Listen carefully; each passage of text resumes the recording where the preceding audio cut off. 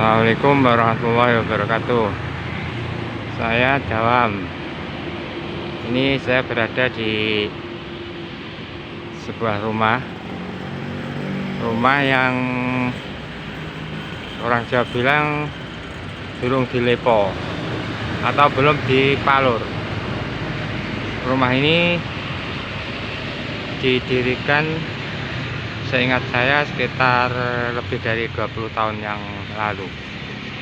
Nah, ini lebih dari 20 tahun yang lalu.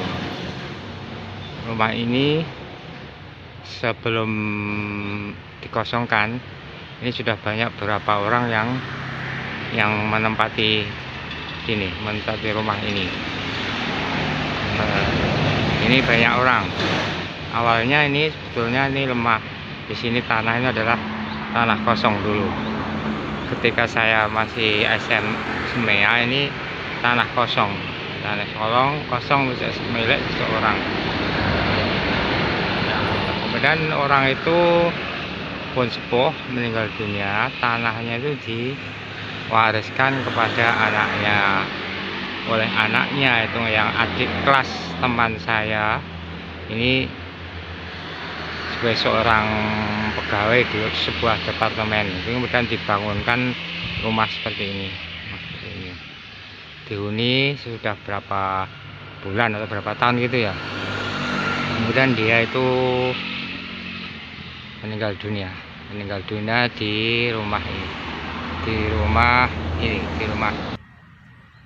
Kemudian rumah ini dikos oleh seorang.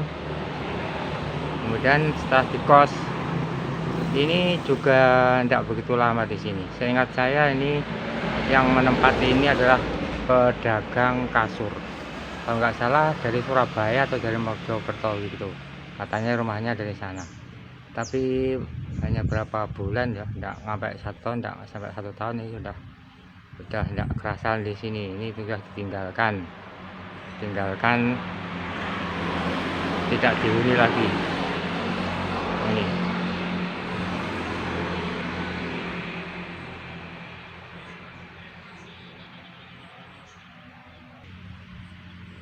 Ini bagian belakang rumah ini, bagian samping.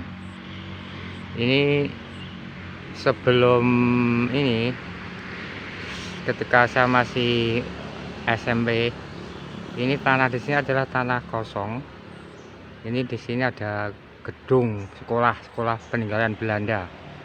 Ini ketika saya masih sekolah di sini, ini ada hal yang sifatnya itu aneh. Anehnya apa? Ketika bangku-bangku untuk anak-anak sudah ditata bagus-bagus, kemudian anak-anak itu pulang, ini kemudian besoknya pagi ketika sekolah dibuka, ini besoknya kursinya sudah pindah ke depan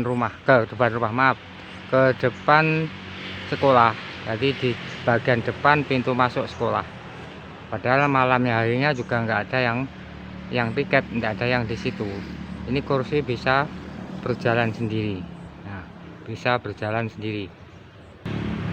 Ini ceritanya dulu itu orang tua saya bilang ini di sekitar sini dulu adalah kuburan. Ini bekas tanah kuburan. Di sini ada kuburannya dulu. Kuburan Belanda, sebagian ada yang jasadnya orang Belanda. Kemudian dipindah ke tempat yang umum di desa sebelah timur, itu desa saya ini. Nah, desa saya ini. Dari situlah akhirnya mungkin ya, mohon maaf nih. Ini memang dulu ini banyak pohon apa itu? Dulu ada pohonnya rembesi, ada pohon kluweh ya di sini. Di bagian ini, di bawah pohon ini bunga ini. Itu dulu ada seperti itu. Nah, di sini beberapa waktu yang lalu nih ada seorang pemborong jalan di depan itu ya. Kemudian menitipkan barangnya di ini. Rumah kosong ini dititipi barang gitu loh. Nah, sudah dititipi di sini, ini ada beberapa barang yang tiba-tiba hilang.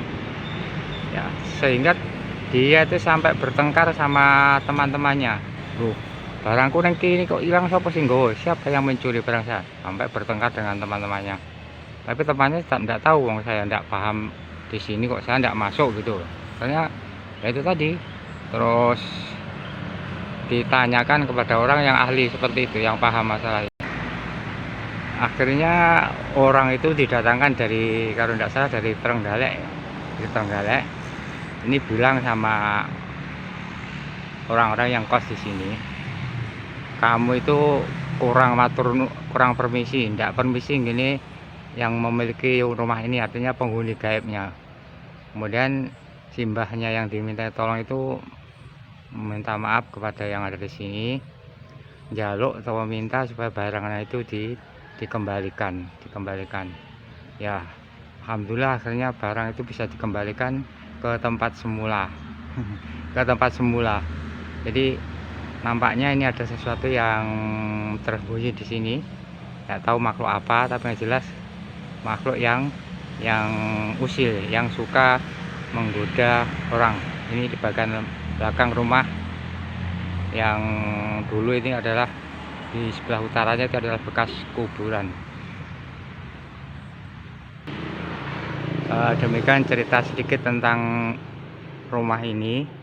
Mudah-mudahan kita terhindar dari godaan bangsa jin yang siap menghancurkan kehidupan manusia. Sekian dari saya.